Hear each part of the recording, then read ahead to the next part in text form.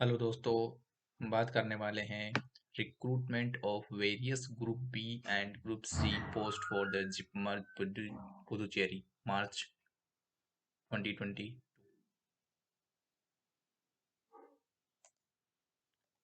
ये आप पूरा देख सकते हैं, डिटेल नोटिफिकेशन आ गया है। Jawaharlal institute of post graduate medical education and research.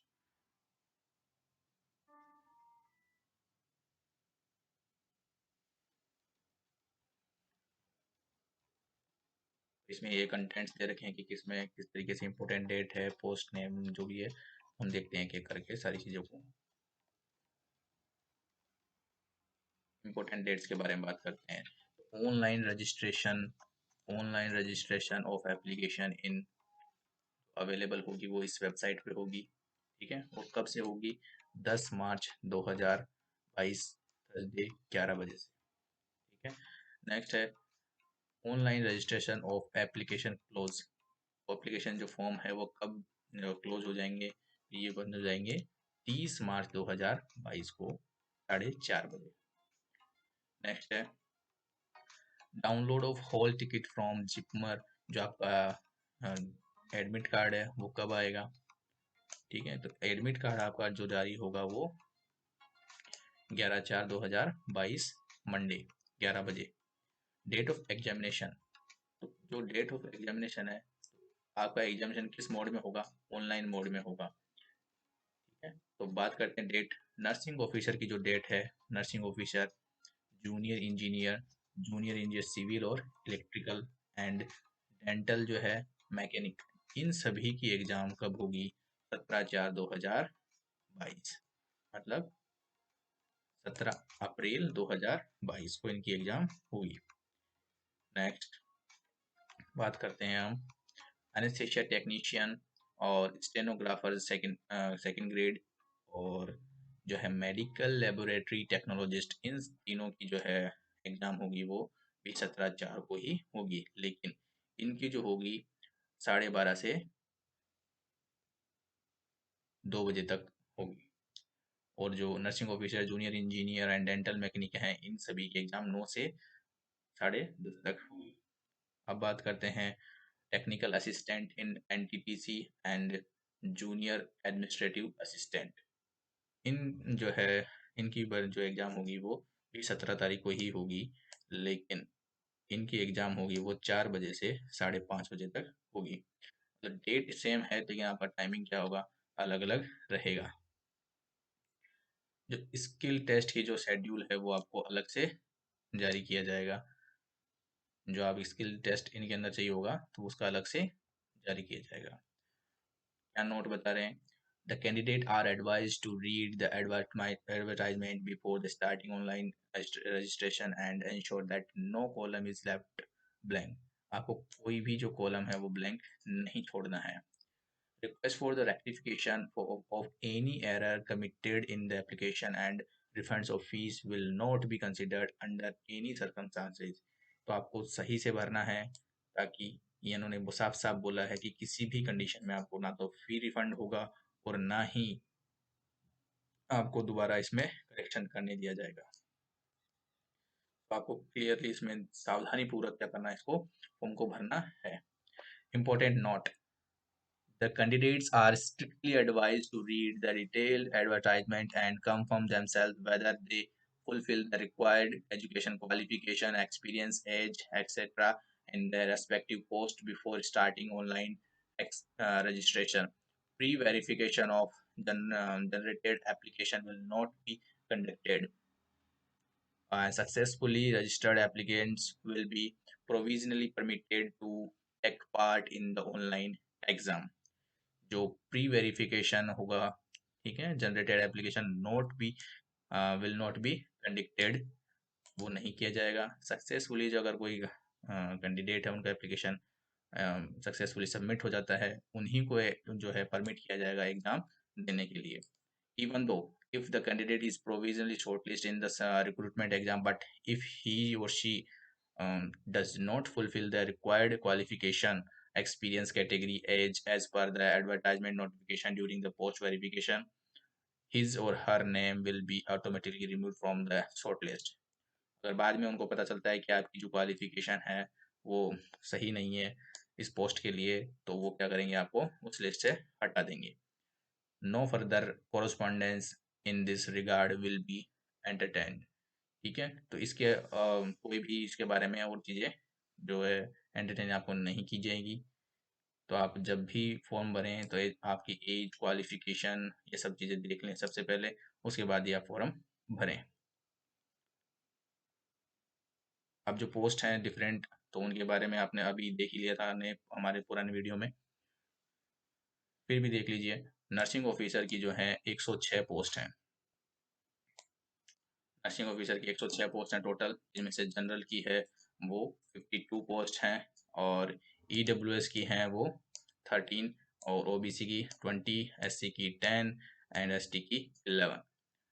Same इसी तरीके से मेडिकल लेबोरेटरी टेक्नोलॉजिस्ट की 12, और जनरल की है 2, और ओबीसी की जो है 2, और एससी की 1, और एसटी की जो है 7 पोस्ट है यहाँ पर। जो जूनियर इंजीनियर सिविल के हैं उसकी है 1 पोस्ट, और जो यूआर है, जो हमारे जनरल के हैं उनकी उन्हीं की 1 पोस्ट है इसमें। और जूनियर इंजीनियर इलेक्ट्रिकल की वो भी 1 ही पोस्ट है, और जो जनरल की पोस्ट है। नेक्स्ट, टेक्निकल असिस्टेंट इन एनटीटीसी, ये भी 1 ही पोस्ट है, वो भी जनरल की पोस्ट है। तरीके से आप टोटल देख सकते हैं। ग्रुप सी की जो पोस्ट है डेंटल मैकेनिक जो है, 1 पोस्ट है, वो जनरल की पोस्ट है। एनेस्थेसिया टेक्नीशियन 1 पोस्ट है, वो भी जनरल की पोस्ट है। एंड स्टेनोग्राफर सेकंड ग्रेड, ये जो है 7 पोस्ट हैं, 5 जनरल की हैं, और बाकी ये 1 पोस्ट है जो ओबीसी की है, और 1 जो है एससी की है। नेक्स्ट हम बात करते हैं जूनियर एडमिनिस्ट्रेटिव असिस्टेंट, ये 13 पोस्ट हैं, 13 पोस्ट हैं, जिनमें से एक जो सॉरी 7 जो हैं जनरल की हैं, और 2 जो हैं ईडब्ल्यूएस की हैं, और 3 जो हैं एससी की हैं, और 1 जो है एसटी की है। इस तरीके से आप टोटल देख सकते हैं इनका। सेम जैसे बाकी अदर गवर्नमेंट जो रिक्रूटमेंट होता है नर्सिंग का, उसमें 80 और 20 का रेशियो चलता है, तो सेम यहाँ पे भी 80 जो है परसेंट जो है फीमेल कैंडिडेट लिए जाएंगे, और 20% क्या होंगे, मेल कैंडिडेट लिए जाएंगे।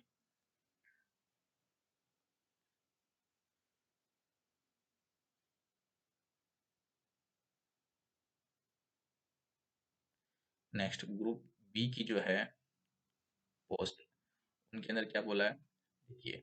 इसेंशियल क्वालिफिकेशन, नर्सिंग ऑफिसर के लिए आपको क्या क्या जो है इसेंशियल क्वालिफिकेशन चाहिए, तो देखिए फर्स्ट जो है डिग्री और diploma in the general nursing or midwifery or equivalent from a recognized university institution। तो आपको डिग्री और डिप्लोमा नर्सिंग और जो मिडवाइफरी और इक्विवेलेंट अगर कोई यूनिवर्सिटी से रिकॉग्नाइज जो डिप्लोमा है तो वो आपको होना चाहिए। सेकंड जो है registered as nurse and midwife under Indian nursing council act 1947, any state nursing council. आपको कोई ज़रूरत नहीं है कि आप वहाँ के पौडीचेरी के ही हो, यहाँ किसी भी एनी स्टेट के ही आप अगर रजिस्टर्ड हैं तो इसके लिए एलिजिबल हैं। पे स्केल क्या होगी, pay scale 44,900, 44,900 in level 7 of pay matrix 7th CPC। Age limit जो है अप टू 35 ईयर। बाकी अदर देख लेते हैं, मेडिकल लेबोरेटरी टेक्नोलॉजिस्ट, जो क्वालिफिकेशन है वो bachelor degree in the medical laboratory science with the 2 year relevant experience. Nursing officer में आपको कोई एक्सपीरियंस नहीं मांगा है, लेकिन यहाँ जो है लेबोरेटरी टेक्नोलॉजिस्ट में 2 ईयर का आपको एक्सपीरियंस भी मांगा है। यहाँ जो आपकी सैलरी होगी वो होगी 35,400। जो एज लिमिट है वो आपके 30 ईयर से अप टू द 30 ईयर्स, मतलब 30 साल से जो कम है वो ही बढ़ सकते हैं। बात करते हैं जूनियर इंजीनियर सिविल के लिए, तो graduate in the civil engineering from a recognised university, और या फिर क्या होना चाहिए, एंड लिखा है, ठीक है। एंड का मतलब इसके साथ में आपको ये चीज भी चाहिए क्या, 2 ईयर एक्सपीरियंस। 2 ईयर एक्सपीरियंस भी आपको होना चाहिए in the design and engineering of the civil project, preferably in the hospital environment. अगर ये नहीं है तो क्या होना चाहिए, 3 ईयर डिप्लोमा आपको होना चाहिए इंजीनियरिंग के अंदर from the recognised institute.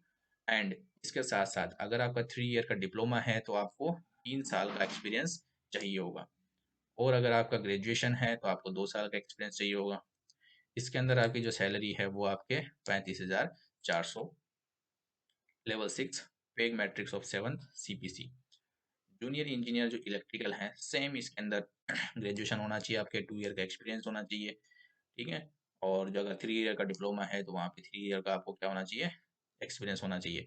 Same salary है यहाँ पे 35,400, और एज भी सेम है। Technical assistant in NTTC, technical assistant in NTTC के अंदर आपको degree in engineering in electronics and electrical from a recognised, तो ये इलेक्ट्रॉनिक्स और इलेक्ट्रिकल वाले इसमें भर सकते हैं। या क्या होना चाहिए, डिप्लोमा होना चाहिए आपका, diploma in engineering in electronics और इलेक्ट्रिकल फ्रॉम एक रिकॉग्नाइज्ड इंस्टीट्यूट।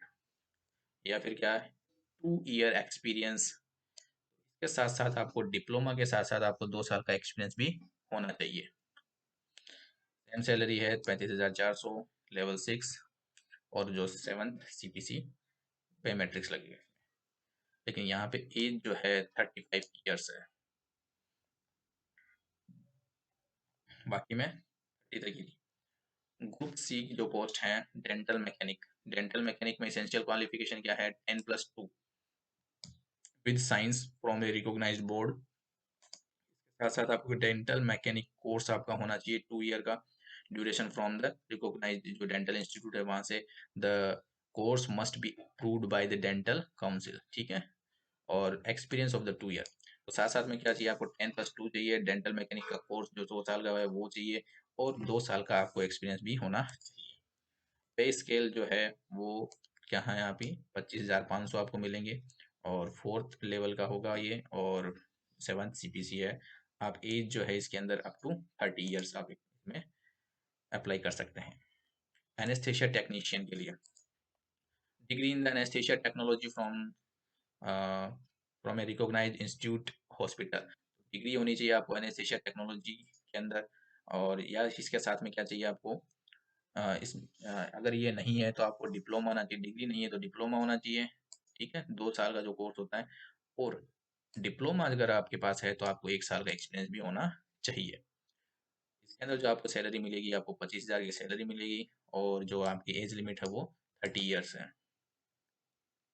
स्टेनोग्राफर अगर आपको सेकंड ग्रेड के लिए अप्लाई करना है तो वहाँ पे 12th क्लास के लिए पास आउट होनी चाहिए, और इक्विवेलेंट क्वालिफिकेशन, ठीक है। और इसके अंदर क्या होगा, आपको एक स्किल टेस्ट नॉर्म आपको देना पड़ेगा, ठीक है। डिक्टेशन आपको कितनी होनी चाहिए, तो वो डिक्टेशन है 10 मिनट्स पर, 10 मिनट्स के अंदर आपको 80 वर्ड्स आपको लिखने हैं, ठीक है। 80 वर्ड्स पर मिनट इसको कह सकते हैं आप। और ट्रांसक्रिप्शन जो है आपका 50 मिनट्स के अंदर इंग्लिश ऑन कंप्यूटर, और 65 मिनट के अंदर आपको हिंदी के अंदर ऑन कंप्यूटर ही देखना, ये करना पड़ेगा, ठीक है। नेक्स्ट जो है हमारा पे स्केल, पे स्केल जो है कितनी है इसके अंदर, 25,500।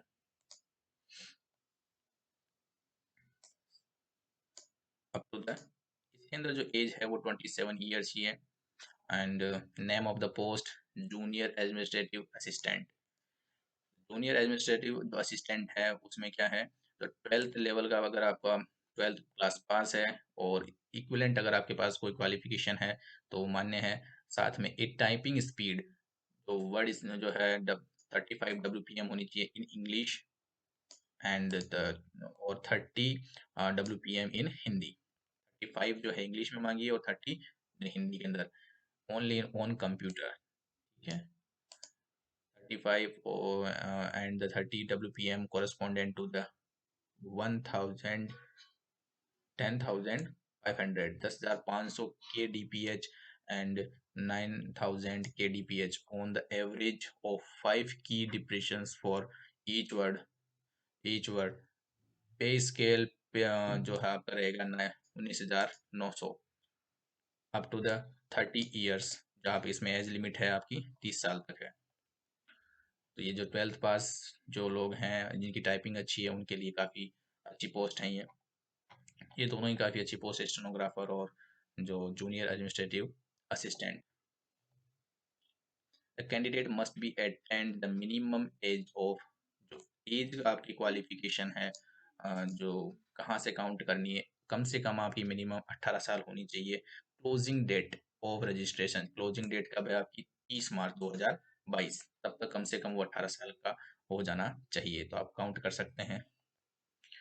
स्कीम ऑफ एग्जामिनेशन, जो एग्जाम होगी वो कितना, किस टाइप से होगा, कितनी कितनी एग्जाम होगी, क्या क्या सिलेबस रहेगा, बारे में देखते हैं। रिटन टेस्ट कंप्यूटर बेस्ड होगा एंड स्किल टेस्ट अलग से होगा।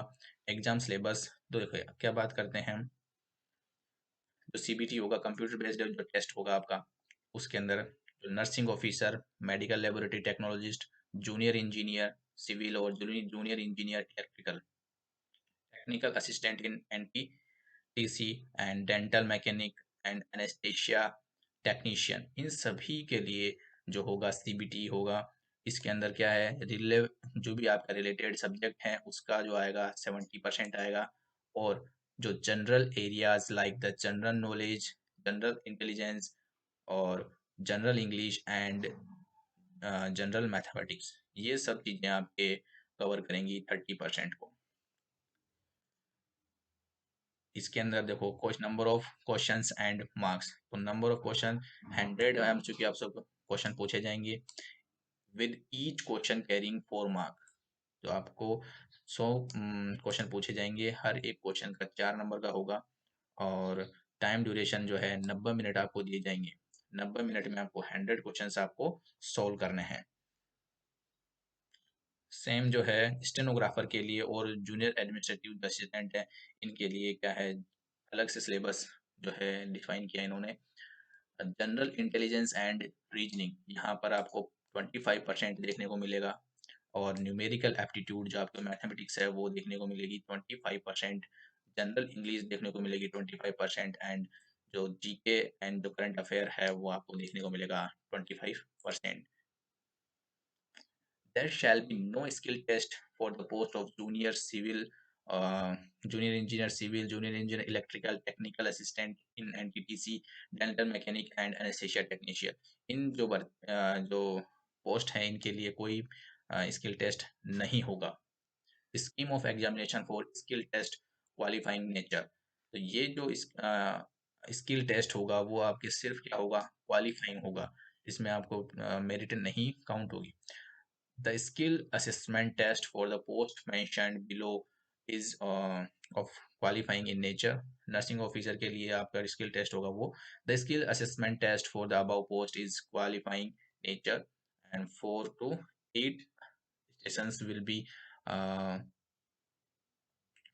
created to evaluate the skill based performance of candidate on various procedure instruments।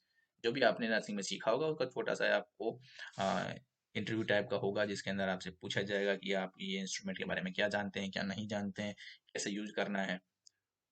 Same जो है मेडिकल लेबोरेटरी टेक्नोलॉजिस्ट का भी है, और स्टेनोग्राफर के लिए अलग से दे रखा है। The candidate will be given dictation, आपका डिक्टेशन का टेस्ट लिया जाएगा for the 10 minutes in English and at the speed of 80 WPM। The matter will be have to be transcribed on the computer in 50 minutes duration। तो stenographer का जो है आपका अलग से टेस्ट होता है सेम, तो वही यहाँ पे होने वाला है। जूनियर एडमिनिस्ट्रेटिव असिस्टेंट के लिए कंप्यूटर बेस्ड स्किल टेस्ट होगा। पार्ट ए में क्या है, टाइपिंग ए लेटर, पैसेज और पैराग्राफ, इसके आपके क्या होंगे, 25 मार्क्स होंगे। ठीक है। Typing proficiency with A typing speed of 35 WPM in English and 30 WPM in Hindi only on the computer. ठीक है, तो आप देख सकते हैं इसके अंदर इंग्लिश में 35 होनी चाहिए और हिंदी में 30 WPM होनी चाहिए। 35 WPM and 30 WPM correspondent to this। तो ये आप ज़्यादा समझते होंगे मुझसे। Part B, preparation of table database in MS Excel. ये पार्ट ए था। पार्ट ए के अंदर आपको पैराग्राफ लिखना है। ठीक है, 25 मार्क्स का होगा और इसके अंदर आपको स्पीड दे रखी थी। अब देखो, दूसरा जो आपको पार्ट बी पूछा है उसके अंदर आपको डाटाबेस और टेबल अरेंज करनी है एमएस एक्सेल के अंदर, ठीक है। तो उसके आपके 25 मार्क्स होंगे। The total marks of the computer skill test shall be 50, ठीक है। जो पार्ट ए और पार्ट बी दोनों को मिलाकर 50 नंबर का आपको ये एग्जाम होगा। The with the duration of 20 minutes, 10 minutes for each. Part A के लिए आपको 10 मिनट मिलेंगे और पार्ट बी के लिए आपको 10 मिनट मिलेंगे for completing the all the two parts, ठीक है। The candidate shall be given the text matter in the question paper, which they have to type reproduce in the answer sheet, including the formatting of the text and use the formally etc. as per the instruction given in the question paper। जो भी आपके question paper के अंदर आपके instruction दे रखे हों उसी तरीके से आपको वो जो भी शीट आपको टेबल बनानी है, ठीक है, तो उस तरीके से आपको करना है। The qualifying marks in the computer skill test will be 25। Qualifying देखो कितना है 25, मतलब 50% आपके होने चाहिए, 50 में से 25 आपके आने ही चाहिए, ठीक है। तो मिनिमम है जो 50% आउट ऑफ, ठीक है, out of 25 should be obtained in part A and part B separately, ठीक है। ये जो आपको 25 है, ऐसा नहीं है कि आपके एक पार्ट में ही 25 आ जाएंगे तो आप पास हो जाओगे, बिल्कुल नहीं। 50 जो 25 है, ठीक है, तो आपके 12.5 आपके दोनों में मिनिमम आने चाहिए। The skill assessment test for the above post is only qualifying in nature. आपके सिर्फ ये क्वालिफाइंग नेचर का होगा, इसको जो है आपको मेरिट के अंदर आप काउंट नहीं किए जाएंगे। The date and time of skill test for the qualified shortlist candidates will be announced later. ये आपकी जो स्किल टेस्ट है उसकी डेट अलग से आपको बताई जाएगी। The category wise minimum qualification as mark for the CBT and skill test are बताए गए आपको यहाँ पे कि आपके मिनिमम क्वालिफिकेशन आपके क्या होने चाहिए सीबीटी के लिए और जो है स्किल टेस्ट के लिए। ये मिनिमम क्वालिफिकेशन जो eligibility percentile in the computer based CBT के अंदर आपके कितने होने चाहिए, जनरल के अंदर आपके 50% कम से कम होनी चाहिए, जो जनरल और ईडब्ल्यूएस के अंदर, और EWS और PWD इसके अंदर आपके 45 होने चाहिए, SC ST के अंदर आपके 40 होने चाहिए। अब मिनिमम जो eligibility percentage in skill test जो है कितने होने चाहिए, सभी के अंदर 50 होने चाहिए। स्किल टेस्ट में आपके कम से कम 50% जो है आने ही चाहिए मार्क्स।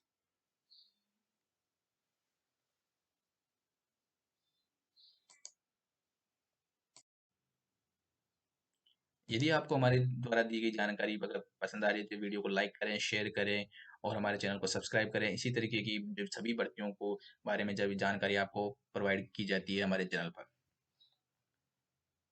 अब जो है आपको बताते हैं एज रिलैक्सेशन के बारे में कि जो आपको एज रिलैक्सेशन मिलेगी, एज जो उम्र में आपको छूट मिलेगी वो कितनी मिलेगी। SC ST के लिए 5 साल, age relaxation permissible beyond the upper limit, ठीक है, अपर लिमिट में ही आपको छूट मिलेगी, लोअर लिमिट में 18 साल से कम वाले हैं उनको छूट नहीं मिलेगी बिल्कुल भी, ठीक है। तो याद ध्यान रखना आपको, SC ST में 5 साल, OBC में 3 साल, और the central government civilian employee who have rendered not less than the 3 years regular and continuous service as on the crucial date, ठीक है, last date of registration of application. जो government employ है उनके लिए अलग अलग है, तो ग्रुप बी के जो पोस्ट हैं उनके लिए 5 साल है, ग्रुप सी के लिए age limit is 40 years for the general and EWS category, और जो ग्रुप बी है उसके लिए एज रिलैक्सेशन 8 years है, 5+3 है। ये आप इसमें देख सकते हैं, अलग अलग जो है दे रखा है आपको। एक्स सर्विसमैन के लिए अलग से इसमें एज में जो छूट दे रखी है। अब बात करते हैं हम डेफिनेशंस ऑफ कैटेगरीज, ठीक है। तो डेफिनेशन ऑफ कैटेगरीज ये आप अलग से पढ़ सकते हैं, पूरा हम आपको टेलीग्राम चैनल पर आपको प्रोवाइड कर देंगे।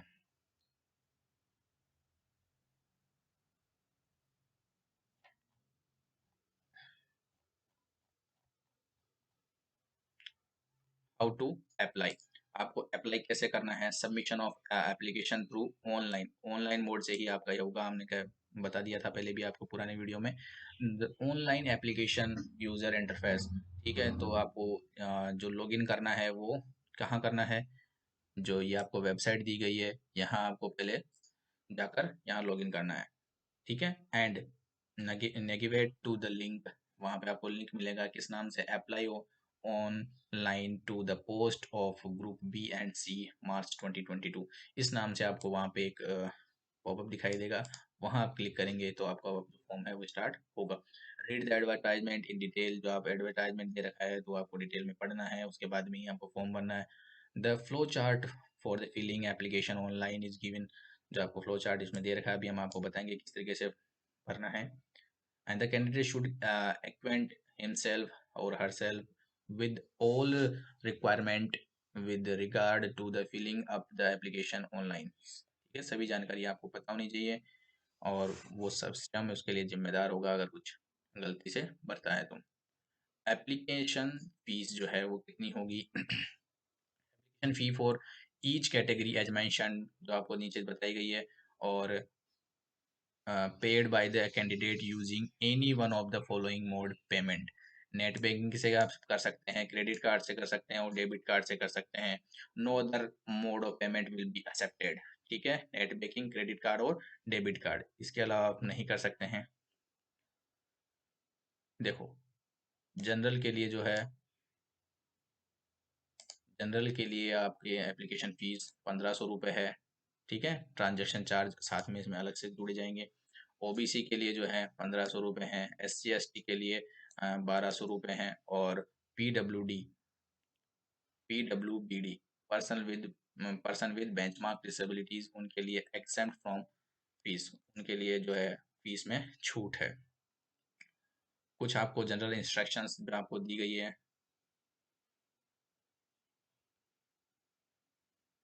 ये आप पढ़ सकते हैं पूरी एक बार, ताकि अगर कोई इम्पोर्टेंट हो तो आप देख सकें इसको।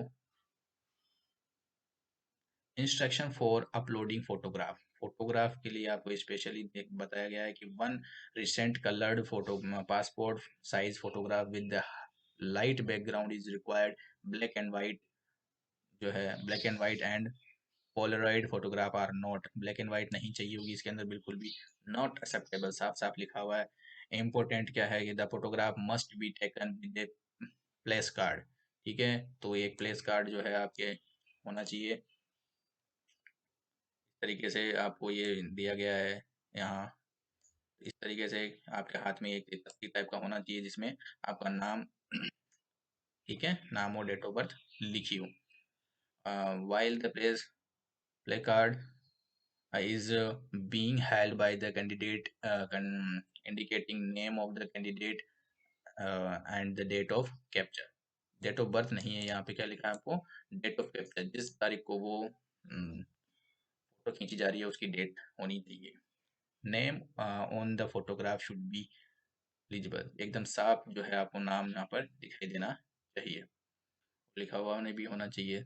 ठीक है,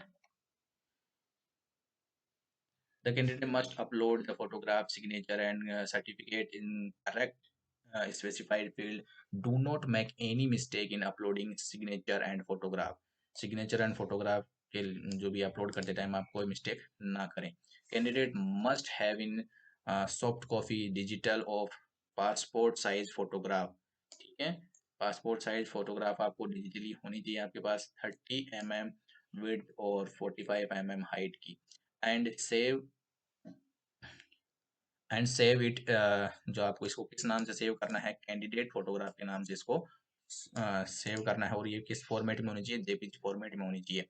provide by the photographer, keep size of the photograph minimum, जो आपकी कितनी होनी चाहिए, 10 KB, सिर्फ आपको 10 KB की रखनी चाहिए।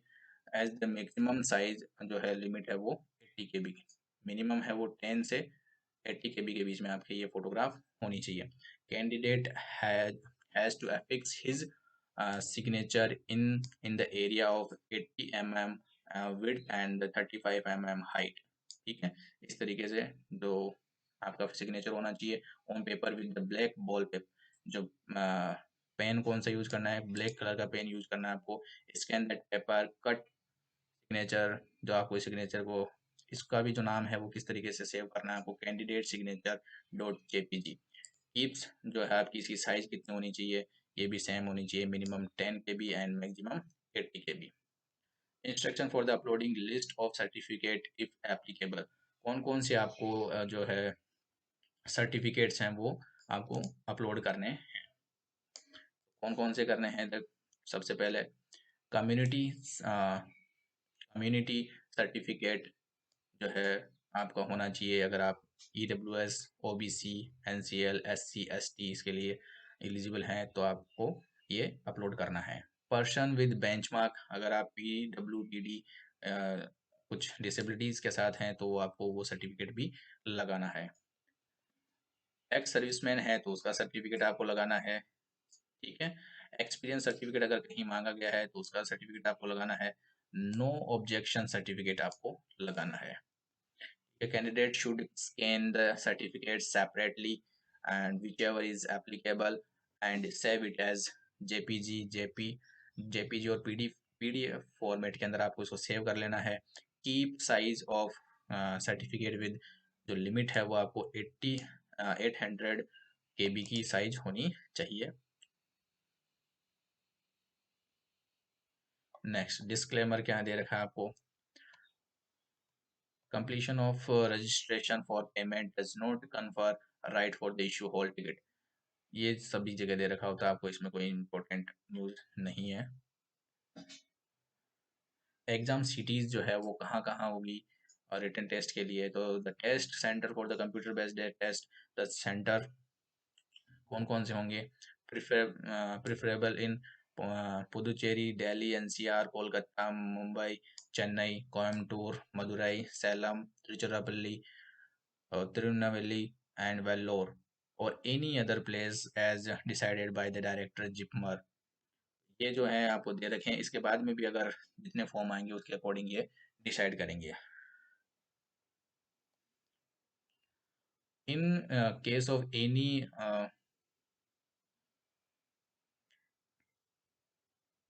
ये आपको वेबसाइट पे जब आगे जानकारी दी जाएगी इसके बारे में। हॉल टिकट्स के बारे में क्या है, हॉल टिकट्स के बारे में,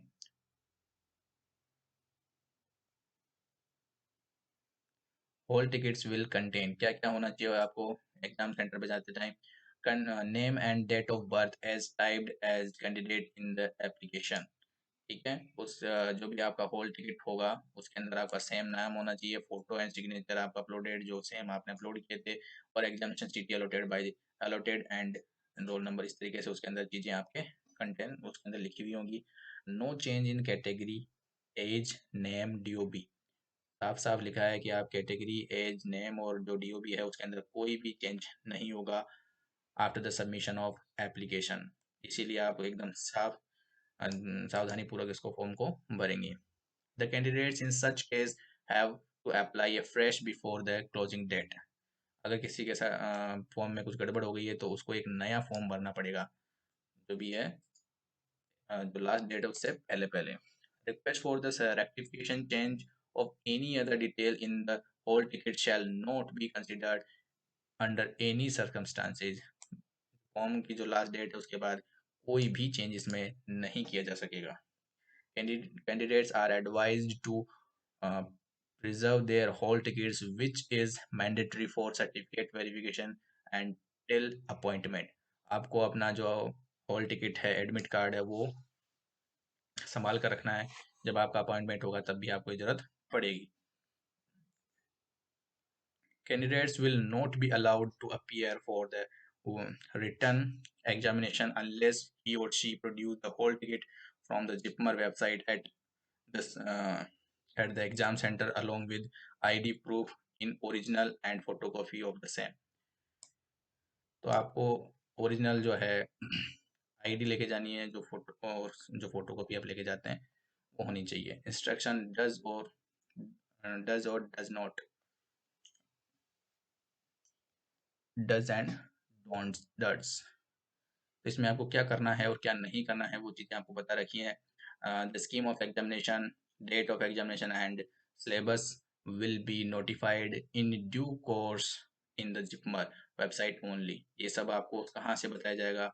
सिर्फ जिपमर की वेबसाइट से बताया जाएगा, वही ऑफिशियल माना जाएगा। Mode of examination is an skill test in English language only. जो आपका एग्जाम होगा उसका जो भाषा होगी वो सिर्फ क्या होगी? इंग्लिश में होगी। Candidates are requested to available in their allotted exam centers 2 hours before the commencement of the exam to avoid unnecessary tussle in the last minute। आपको 2 घंटे पहले ही क्या पहुंच जाना, सेंटर पर पहुंच जाना है। They also advise to visit the exam venue 1 day before the examination। आपको बताया गया, बोला गया है कि एक दिन पहले ही आप एग्जाम सेंटर जो है, एग्जाम वेन्यू है, आपको वहां पहुंच जाना है। कैंडिडेट शुड कैरी, क्या क्या होना चाहिए उनके पास? Only hall ticket along with the valid identity proof in original. जो आपका आइडेंटिटी कार्ड होगा वो आपका ओरिजिनल होना चाहिए।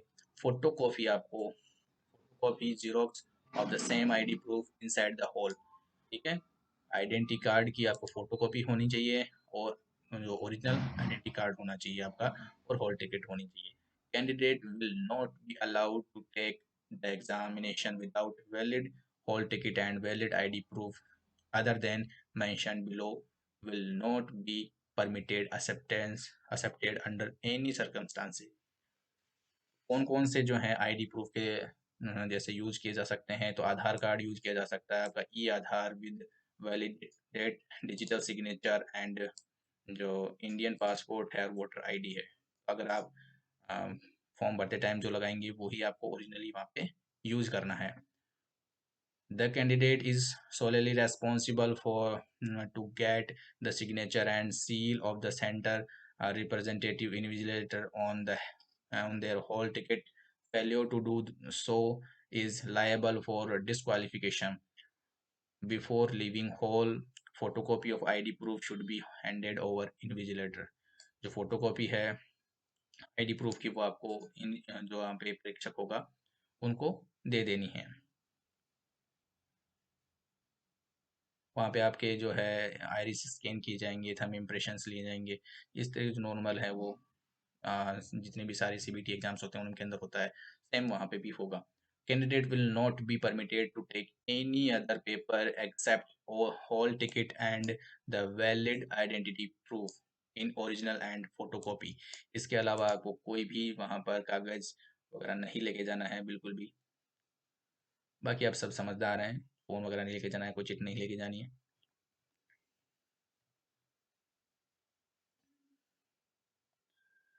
The allotted venues are within the perimeter of the 20 to 25 kilometers from the main city। 20 से 25 किलोमीटर दूर हो सकता है। The candidate are advised visit the exam venue 1 day prior to the exam।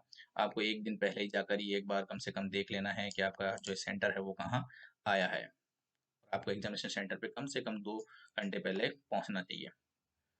और candidate are advise to go through the mock test for the computer based test online examination link to the mock test created for applicant to familiarize themselves for the taking the online exam mode are available।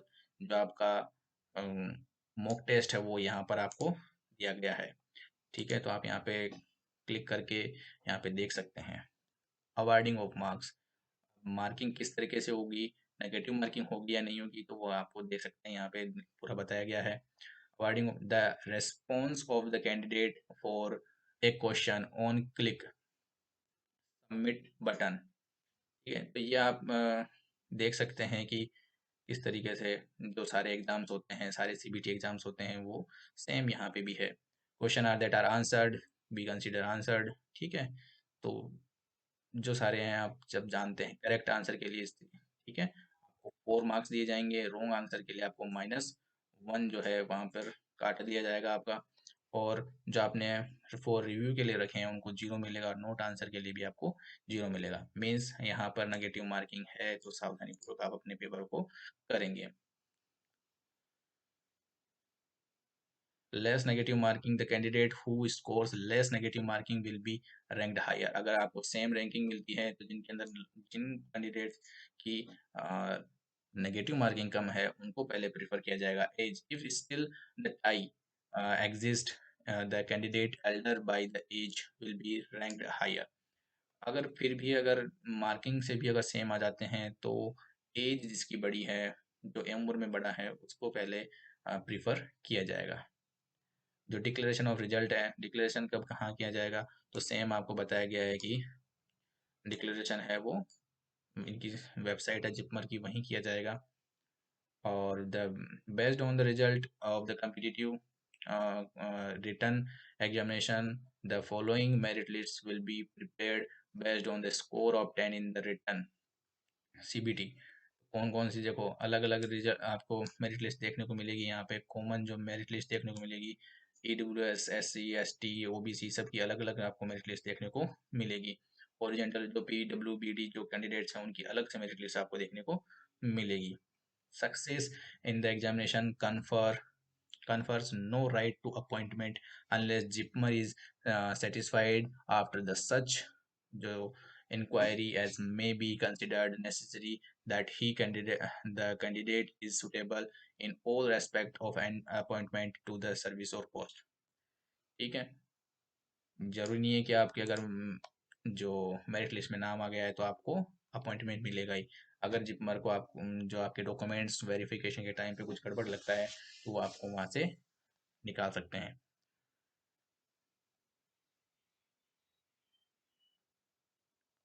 आपको website check करते रहनी चाहिए बार बार, ताकि आपको कोई भी information हो तो आपको मिल जाएगी। Against action against candidates found guilty और मिसकंडक्ट, तो वो जो सारे एग्जाम्स में होता है सेम यहाँ पे भी मिसकंडक्ट के लिए मिलेगा आपको। फाइनल जो डिसीजन होगा वो जिपमर का होगा। डिस्क्वालिफिकेशंस जो है आपको देख सकते हैं, लीगल जुरिडिक्शन जो होगा वो जिपमरी का जो है वही होगा। इम्पोर्टेंट नोट जो दे रखा है, अब कोई इम्पोर्टेंट इसमें कुछ नोटिस नहीं है। इस तरीके का आपको ये जो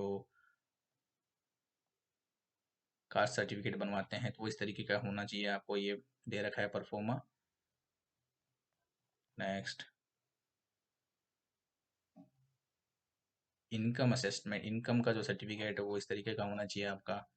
एंड SC ST के लिए जो आपका इस तरीके से होना चाहिए।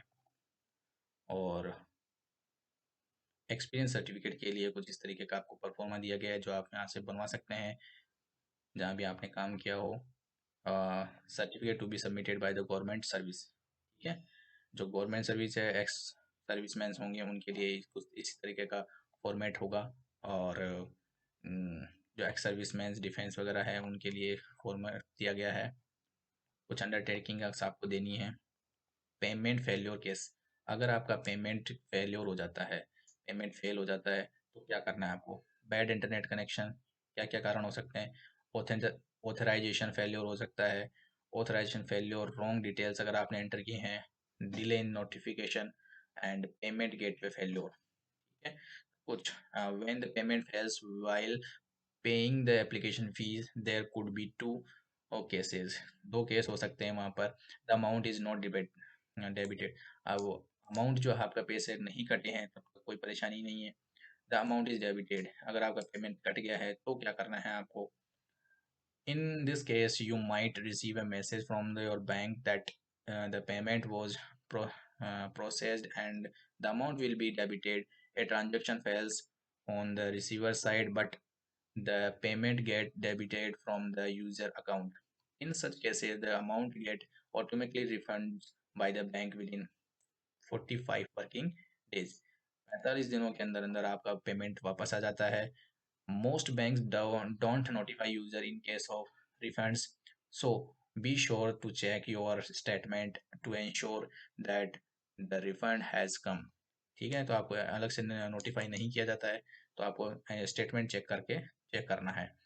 In the meantime, you can go ahead and make a fresh payment। इस कंडीशन में आपको क्या करना है, आपको नया पेमेंट करना पड़ेगा।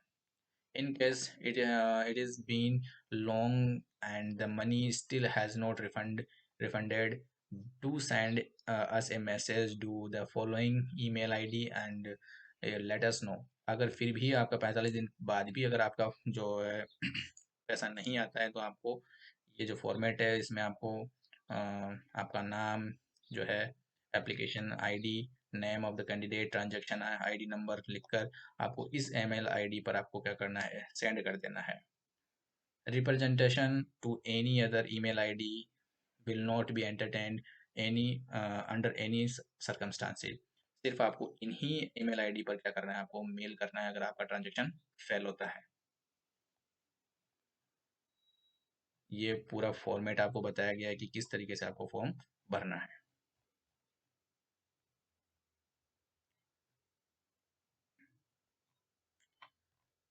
So guys, this is the complete information about the Dipmer nursing officer and other group B and group C vacancies। अगर आपको हमारा वीडियो पसंद आया तो वीडियो को लाइक करें, शेयर करें तथा हमारे चैनल को सब्सक्राइब करें। थैंक यू, धन्यवाद, जय हिंद, जय भारत।